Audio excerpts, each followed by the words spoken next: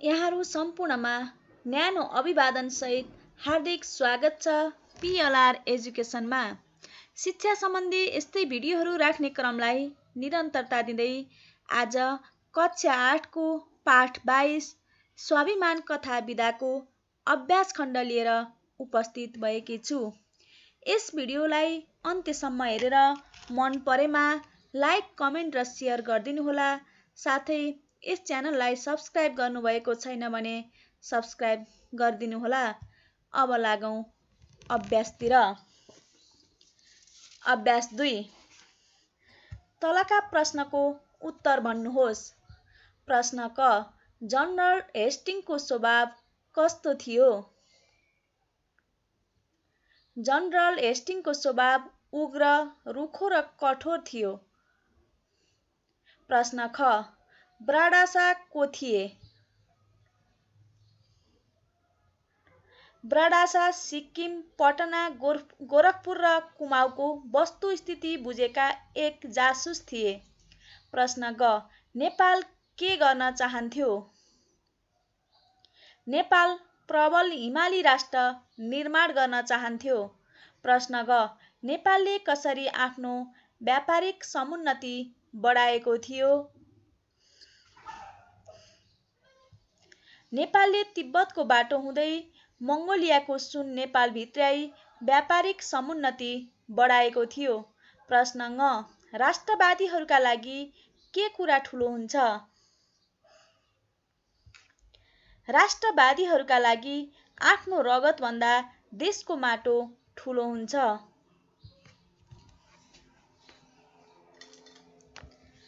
अभ्यास 3। तलका भनाइ कसले कसलाई किन भनेको हो लेख्नुहोस्। नेपाललाई त म औँलामा नचाइदिन्छु। यो भनाइ जनरल हेस्टिङले आफ्ना सहयोगीहरूसँग नेपालीहरूको कमजोरी उजागर गर्ने क्रममा भनेको हो। प्रश्न ख। हामी अंग्रेजसँग युद्ध गर्न सक्दैनौँ। यो भनाइ रङ्गनाथ पण्डितले भारदारी सभामा अंग्रेजसँग युद्ध गर्ने कि नगर्ने सवाल जवाफमा भनेका हुन्। प्रश्न ग। पराईले माग्यो भन्दैमा आफ्नी आमालाई अर्काको हातमा सुम्पने, आज बुटोल माग्नेले भोलि राजधानी माग्छ। यो भनाइ भीमसेन थापाले भनेका हुन्। रङ्गनाथबाट अंग्रेजहरूको बढाइ चढाइ गरी युद्ध नगर्ने कुरा सुन्दा त्यसको प्रतिक्रिया स्वरूप भनेका हुन्। प्रश्न घ। आफ्नै टाउकामा आफैले बन्चरो हान्नु ठीक होइन। यो भनाइ रङ्गनाथले भारदारी सभालाई भनेका हुन्। अंग्रेजले मागेको भूभाग दिनु उचित हुन्छ भन्ने सवाल जवाफमा भनेका हुन्। अभ्यास 4। तलका प्रश्नहरूको संक्षिप्त उत्तर लेख्नुहोस्। प्रश्न क। जनरल हेस्टिङले नेपालको सुन्दर भूभाग कसरी आफ्नो हुन्छ भन्ने सोचेका थिए? जनरल हेस्टिङ निकै चतुर र साहसी अंग्रेज गभर्नर थिए। सैनिक सेवामा राम्रो ख्याति कमाइसकेका हेस्टिङ आफू पूर्वका जनरलभन्दा आफू भिन्न र शक्तिशाली ठान्थे। निकै महत्त्वाकांक्षी र जिद्दीवाल हेस्टिङको नेपालप्रति राम्रो धारणा थिएन। उनको नेपालले ब्रिटेन जस्तो शक्तिशाली राष्ट्रसँग जोरी खोज्न नहुने धारणा थियो। उनी मराठा, सिख र नेपालीलाई एकै सासमा निल्न सक्छौं भन्ने ठान्थे। नेपाललाई औँलामा नचाउन सकिने नेपालीलाई लोभको पासो फालिदियो भने बत्तीको पुतली झैं झुम्मिने र त्यसपछि छानी छानी नेपालीहरूको अन्त्य गरेर जनरल हेस्टिङले नेपालको चिसो सुन्दर भूभाग आफ्नो हुन्छ भन्ने सोचेका थिए। प्रश्न ख। नेपालले आफ्नो समुन्नतिका लागि के कस्ता कार्यहरू गरिरहेको थियो?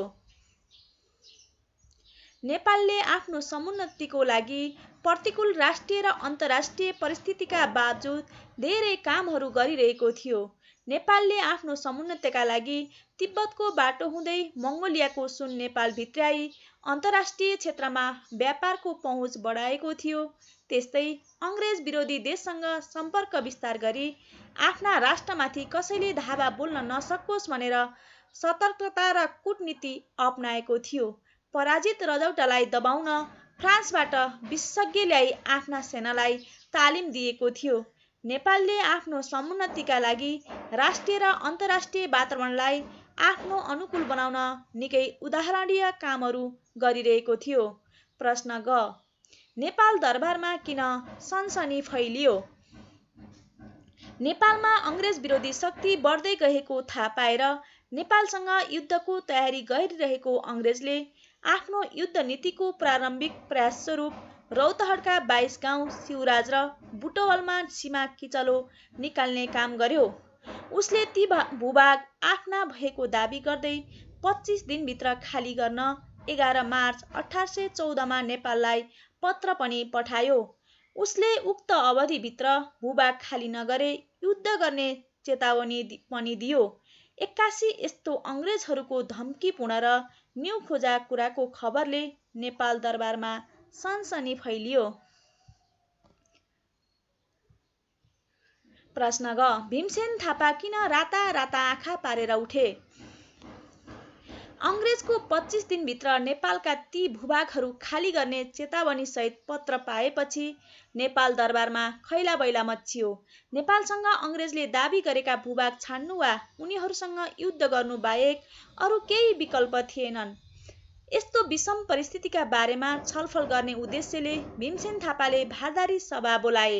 सो समयमा नेपालको आन्तरिक वस्तुस्थिति बुझेका रङ्गनाथले हामी अङ्ग्रेजसँग युद्ध गर्न सक्दैनौँ, बरु उनीहरूले मागेका भूभाग दिएर शान्त पारौँ भन्ने प्रस्ताव अघि सारे। रङ्गनाथको यस्तो लाछी र हुत्तिहार प्रस्ताव सुनेर अङ्ग्रेजको कूटनीति राम्रोसँग बुझेका भीमसेन थापा राता राता आँखा पारेर उठे। प्रश्न ङ, भीमसेन थापाले रङ्गनाथलाई के भने? अङ्ग्रेजलाई उनीहरूले दाबी गरे अनुसारको भूभाग सुम्पनु पर्छ भने रङ्गनाथको प्रस्तावलाई सुनेपछि रिसले चुर भएका स्वाभिमानी भीमसेन थापाले उनलाई पराईले माग्यो भन्दैमा आफ्नी आमालाई सुम्पन सकिन्छ भनी प्रश्न गरे। आज बुटोल माग्नेले भोलि राजधानी पनि माग्न सक्ने भएकाले आफ्नो देशको एक टुक्रा पनि अङ्ग्रेजलाई सुम्पनु हुँदैन भनी बताए। अङ्ग्रेजसँग युद्ध गर्ने र मर्न र मार्न पनि सबै तयार हुनुपर्ने कुरा पनि उनले गरे। यसरी अङ्ग्रेज साम्राज्य र उनीहरूका ज्यादतीका विरुद्ध साहसका साथ लडेर मर्न र मार्न तयार हुनुहोस् भनी भीमसेन थापाले रङ्गनाथलाई भने। प्रश्न च, स्वाभिमान कथाको मुख्य सन्देश के हो?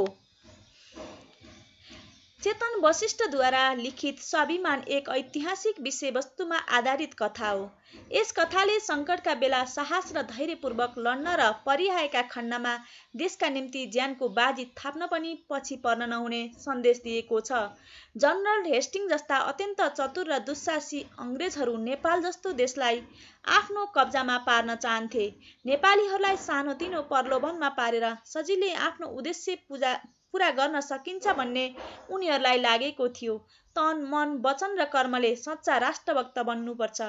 मातृभूमिका लक्ष्यका लागि प्राणको आहुति दिन पनि पछि पर्नु हुँदैन। आत्मबल बलियो छ भने हतियारलाई पनि परास्त गर्न सकिन्छ भन्ने स्वाभिमान कथाको मुख्य सन्देश हो। अभ्यास 5 भाव विस्तार गर्नुहोस्। पहाडको शीतल फाँटमा सुन्दर बङ्गला बनाएर त्यहीँबाट हाम्रो राज सुरु हुन्छ। प्रस्तुत वाक्य स्वाभिमान कथाबाट साभार गरिएको। उक्त वाक्य जनरल हेस्टिङले नेपालीहरूलाई लोभको पासो फालिदियो भने ती बत्तीको पुतली झैँ झुम्मिन आउँछन् अनि छानी छानी यिनको अन्त्य गरी नेपालको सुन्दर भूभागमा बङ्गला बनाउने कल्पना गरेको प्रसङ्गबाट लिएको हो। नेपाल सुन्दर पहाडी मुलुक हो। यसको सुन्दरताले सबैलाई लोभ्याउने गर्छ। गर्मीले पाकिरहेका अङ्ग्रेजहरूलाई नेपालका सुन्दर पहाडी भूभागले खुबै लोभ्याएको थियो। उनीहरूका आँखा नेपालको चिसो सुन्दर पहाडी भूभागमा परेको थियो। अङ्ग्रेजहरू पहाडका शीतल अनि मनोरम फाँटमा सुन्दर बङ्गला बनाउने र राज्य सञ्चालन गर्ने सोचमा थिए। उनीहरूलाई एकातिर प्रशस्त आनन्द लिन सकिने कुराले आकर्षित गरिरहेको थियो भने अर्कातिर आफ्नो साम्राज्य विस्तार गर्ने कामलाई पनि अगाडि बढाउन सकिने सोच आइरहेको थियो। नेपाल प्राकृतिक हिसाबले अत्यन्त सुन्दर मुलुक हो। खास गरी साम्राज्यवादी अङ्ग्रेजहरू यस्तो सुन्दर भूभागलाई आफ्नो पार्न र त्यहीँबाट राज्य गर्न चाहन्थे। तर स्वाभिमानी नेपालीहरूले उनीहरूको सपना चकनाचुर पारिदिए। ख. राष्ट्रवादीहरूका लागि रगतभन्दा माटो ठूलो हुन्छ। प्रस्तुत वाक्य स्वाभिमान कथाबाट निकालिएको हो। उक्त वाक्य नेपालको चिसो सुन्दर भूभाग देखेर लोभिएका अङ्ग्रेजहरूसँग युद्ध गरेरै भए पनि आफ्नो देशको एक मुठी माटो पनि उनीहरूलाई सुम्पिनु हुँदैन। हात हतियारमा कमजोर भए पनि बाहुबल र आत्मबलका साथ लड्नुपर्छ। देशका लागि युद्धमा मर्न र मार्न तयार हुनुपर्छ भन्ने प्रसङ्गबाट लिएको हो। नेपालमा अङ्ग्रेज विरोधी शक्ति बढ्दै गएको थाहा पाएर नेपालसँग युद्धको तयारी गरिरहेको अङ्ग्रेजले आफ्नो युद्ध नीतिको प्रारम्भिक प्रयास स्वरूप रौतहटका 22 गाउँ शिवराज र बुटोलमा सीमा किचलो निकाल्यो। उसले ती भूभाग आफ्ना भएको दाबी गर्दै 25 दिनभित्र खाली गर्न 11 मार्च 1814 नेपाललाई पत्र पनि पठायो। उसले उक्त अवधिभित्र भूभाग खाली नगरे युद्ध गर्ने चेतावनी पनि दियो। पत्र पाउनासाथ नेपाल दरबारमा सनसनी फैलियो।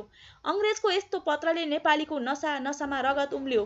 राष्ट्रवादीहरू मर्न तयार हुन्छन् तर अर्काको अपमान सहेर शिर झुकाई राष्ट्रघाती काम गर्दैनन्। राष्ट्रवादीहरूलाई आफ्नो रगतको भन्दा आफ्नो जन्मभूमिको माटोको बढी माया हुन्छ। अत राष्ट्रवादीहरूलाई जतिसुकै प्रलोभन देखाए पनि प्रलोभनका पछि पर्दैनन्। ज्यानको आहुति दिएर भए पनि देश जोगाउन चाहन्छन्। शब्द भण्डार अभ्यास 6. मिल्दो शब्द छानेर जोडा मिलाउनुहोस्।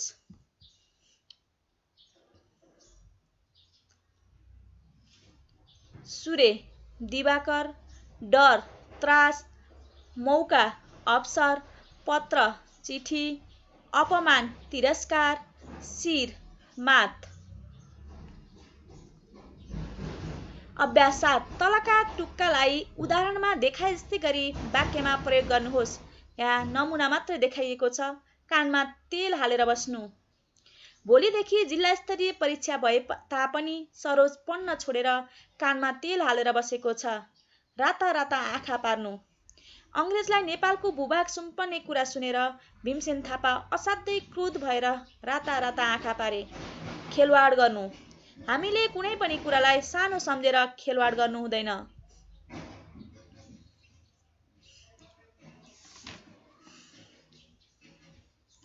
आफ्नै टाउकामा आफैले बन्चरो हान्नु। अहिले पढ्ने समयमा नपढी हिँड्नु आफ्नै टाउकोमा आफैले बन्चरो हान्नु जस्तै हो भन्दै बुबाले रामलाई गाली गर्नुभयो। धावा बोल्नु।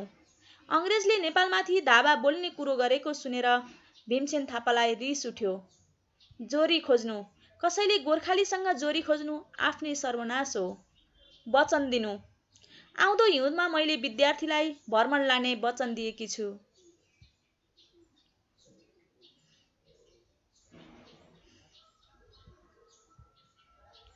तिललाई पहाड बनाउनु। रामले कक्षाको सानो झगडालाई तिललाई पहाड नै बनाएका कारण गाउँमै झगडा भएछ। बाध्य हुनु। लकडाउनका कारण अहिले सबै विद्यार्थी घरमा बसी पढ्न बाध्य भए। जाल रच्नु। रामले श्यामलाई फसाउन अनेक जाल रचेको छ रे। अभ्यास 9. पाठबाट अण, स भएका शब्दहरू खोजेर लेख्नुहोस्। अण एकीकरण महत्त्वपूर्ण। स देश शक्तिशाली शीतल पश्चिम विशेषज्ञ।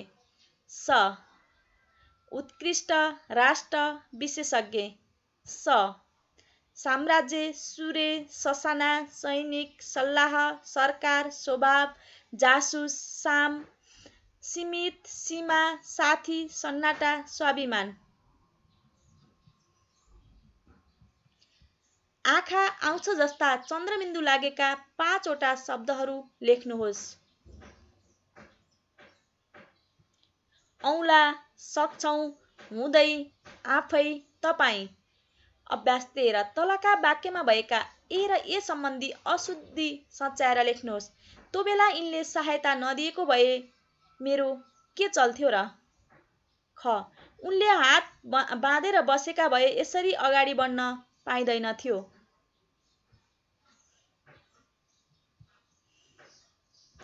अभ्यास 14 तलका दिएका शब्दहरू पढी तलको तालिकामा मिल्ने ठाउँमा भर्नुहोस्। क्रियायोगी, नामयोगी, विस्मयादिबोधक। पूर्वतिर, बिर्सेर, आहा, यसबाहेक, छि, बिचरा, ट्वाल्ल, वाल्ल, यिनीसँग, ओहो, अङ्गालेर, देख्न, स्याबास, दाजुमाथि।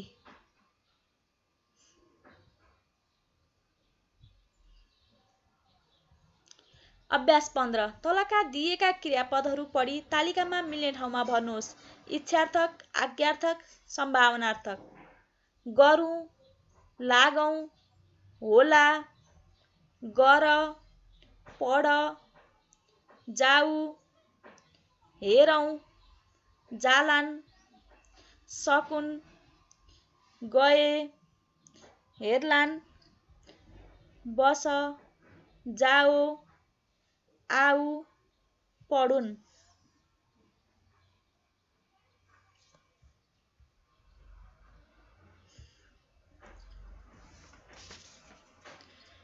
अभ्यास 16 अगाडिको कोठामा 1 2 3 आदि क्रम सङ्ख्या राखी घटनाक्रम मिलाएर एउटा कथा तयार पार्नुहोस्।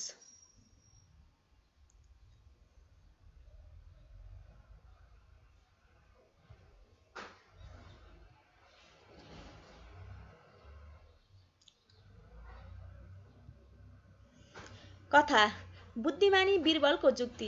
धेरै वर्ष पहिले अकबर नामका राजा र बिरबल नामका बुद्धिमान मन्त्री थिए। तिनी अकबरको राज्यमा एउटा व्यापारीको पसलमा चोरी भयो। व्यापारीले दुःख मान्दै राजालाई चोरी भएको खबर जाहेर गर्यो। राजाले पनि चोर पत्ता लगाउन बिरबल मन्त्रीलाई आज्ञा दिए। बिरबलको त्यस व्यापारीका सबै कामदारलाई बोलाउन पठाए। कामदारहरूलाई बिरबलले पालै पालो सोधे तर सबैले आफूले नचोरेको बताए। त्यसपछि चोर पत्ता लगाउने जुक्ति सोचेर बिरबलले सबैलाई बराबरको सिन्का बाँडे।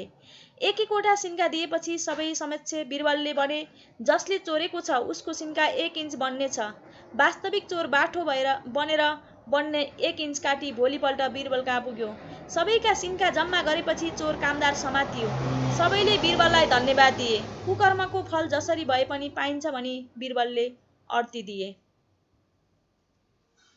अभ्यास 17 तपाईको छिमेकमा भएको आपसी झगडाको विषयलाई लिएर झगडाले वास्तवमा कसैलाई पनि फाइदा हुँदैन भन्ने विचारलाई समेटी एउटा कथा तयार पार्नुहोस्। आपसी झगडा रमेश र कल्पन एकै गाउँका बासिन्दा थिए। उनीहरूको मुख्य पेशा कृषि थियो। उनीहरूका खेतबारी एकै ठाउँमा थिए।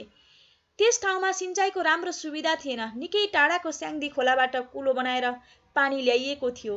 पानी नपारेका बेला त्यही कुलोबाट ल्याइएको पानीले सिँचाइ गर्नु पर्थ्यो। पुस महिना थियो। जाडो निकै भए पनि झलमल्ल घाम लागेको थिएन। खेतबारीमा आलु र फापर लहलाइरहेको देखिन्थ्यो। कल्पनले आफ्नो बारीमा केही सुक्खा लागेको देखेर कुलोको पानीले सिँचाइ गर्यो। उता रमेशले पनि बारीमा सिँचाइ गर्न पाए त आलु र फापर निकै सप्रेने थियो होला भन्ने सोच्यो। कुलोमा गएर कल्पनले लगाइरहेको सबै पानी आफ्नोतिर लगायो।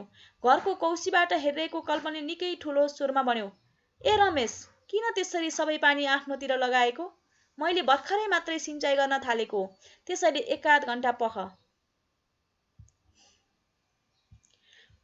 तेरो मात्रै खेतबारी सिँचाइ गर्न यो पानी ल्याएको हो कि क्या हो? मेरो बारीलाई चाहिँ भिजाउनु पर्दैन? न्यु खोज्ने हिसाबले रमेशले जवाफ दियो। हिजो अस्तिसम्म तँलाई पानीको कुनै मतलब थिएन। अहिले मैले सिँचाइ सुरु गरेपछि तैँले पनि गर्नुपर्ने? न्यु खोजेकै हो? कल्पन निकै जोक्यो। रमेश पनि के कम थियो र? उसले एउटा हातमा खुकुरी र अर्को हातमा लट्ठी लिएर लामो लामो सास फेर्दै कल्पनका छेउमा पुगेर भन्यो, तेरो मात्रै हक लाग्छ कि क्या हो यस कुलामा? उनीहरू एक आपसमा ठेलाठेल गर्न थाले। कल्पन पानीमा नराम्ररी पछारियो। मार्यो बच्चियाले, गुहार गुहार। यो आवाज नजिकैको गाउँमा पनि सुनियो। गाउँलेहरूले मुखिया बालाई खबर गरी सबै खेततिर गए। हैन, के भयो यिनीहरूलाई? तिमीहरू किन झगडा गरेका? गाउँका मुखिया बा माथि डाँडाबाट कराए। पख, म आएर तिमीहरूलाई ठिक पार्छु। उनी सोझै तल झरेर दुवैका गालामा थप्पड हाने। थुक्क बजिया हो। तिमीहरूलाई लाज शरम केही छैन? तिमीहरूले मिलेर कहिल्यै काम गर्न जानेनौ नि? मुखिया बादेखि गाउँलेहरू निकै डराउँथे। उनी सबैका आदरणीय व्यक्ति थिए। उनले झगडा किन भएछ भनी पत्ता लगाए। दुवैलाई मिलेर काम गर्ने नत्र राम्रो नहुने चेतावनी पनि दिए। मुखियाबाले अब छोड्दैनन् भन्ने थाहा पाएर कल्पन माफ पाऊ बा भन्दै थरथर काम्न थाल्यो।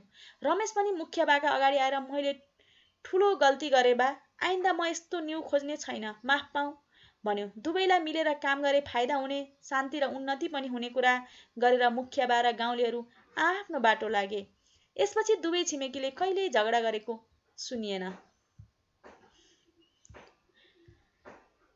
यस भिडियो मन परेमा लाइक, कमेन्ट र सेयर गरिदिनु होला। साथै PLR एजुकेसनलाई सब्स्क्राइब गर्नुभएको छैन भने सब्स्क्राइब गरिदिनु होला र आडैमा रहेको बेल आइकनलाई क्लिक गरी अलमा क्लिक गरिदिनु होला। यति बेलासम्म भिडियो हेरेर साथ दिनुभएकोमा यहाँहरू सम्पूर्णलाई धेरै धेरै धन्यवाद।